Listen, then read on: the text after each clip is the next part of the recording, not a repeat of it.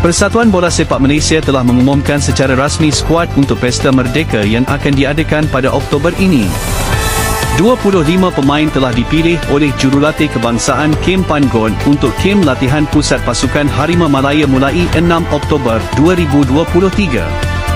Berdasarkan senarai yang dikeluarkan, Jurulatih Korea Selatan itu telah memilih 25 pemain yang dipanggil ke kem latihan pusat sebelum ini untuk perlawanan antarabangsa tahap 1 menentang Syria dan China pada 6 dan 9 September 2023. Daripada jumlah itu, seramai 21 sahaja yang kekal. 4 pemain selebihnya terdiri daripada 3 pemain dari pasukan B23 Malaysia yang menyertai kelayakan Piala Asia B232024 yang diadakan di Chonburi, Thailand pada September 2023 ialah Azam Azmi Murad, Muhairi Ajmal Mahadi dan Noah lain. Terdapat juga kejutan apabila Jurulatih Pangon memilih pemain baharu untuk Pesta Bola Merdeka, iaitu penjaga gol Suhaimi Hussein. Pada masa ini terdapat 27 pemain dalam senarai simpanan sekiranya terdapat perubahan pada skuad utama.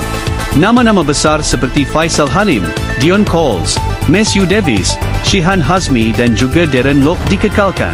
Konfederasi Bola Sepak Asia, AFC, memutuskan untuk menghukum kelab Indonesia Bali United sebelum sepak mula menentang Terengganu FC. Pada perlawanan kedua kumpulan G, kedua-dua pasukan mempamerkan momentum terbaik mereka dengan memenangi perlawanan pertama.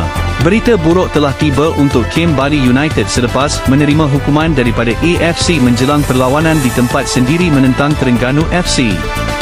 Mereka kini akan bermain di tempat sendiri tanpa 75% penonton. Hukuman itu dibuat selepas penonton melancarkan flar, bom asap dan mercun di kawasan stadium musim lalu. Dalam perlawanan terakhir menentang Persikabor 1973, Bali United hanya mampu merekod 3,000 penyokong sekaligus membimbangkan pasukan itu. Oleh itu stadium akan menjadi 75% kosong dan Terengganu juga akan mempunyai kelebihan bermain tanpa jumlah penyokong tuan rumah yang ramai. Liga Malaysia sekali lagi mencatatkan prestasi cemerlang tahun ini, mencatatkan peningkatan tertinggi dalam nilai pasaran. Difahamkan, Liga Bola Sepak Malaysia, MFL, dan kelab individu sedang melakukan pelbagai inisiatif untuk meningkatkan nilai komersial pasukan mereka. Satu lembaran baharu telah dibuka untuk bola sepak Malaysia melalui pakatan strategik dengan beberapa syarikat terkemuka. Usaha ini mula membuahkan hasil, dengan Liga Malaysia mencatatkan peningkatan sebanyak 89 juta euro dalam kemaskini terbarunya. Jumlah ini lebih tinggi daripada 186 juta pada 2022 dan sekaligus membuktikan Liga Malaysia berada di landasan yang betul. Nilai terkini Liga Malaysia ialah 275 juta, menjadikan Liga Malaysia dengan peningkatan nilai tertinggi di Asia Tenggara.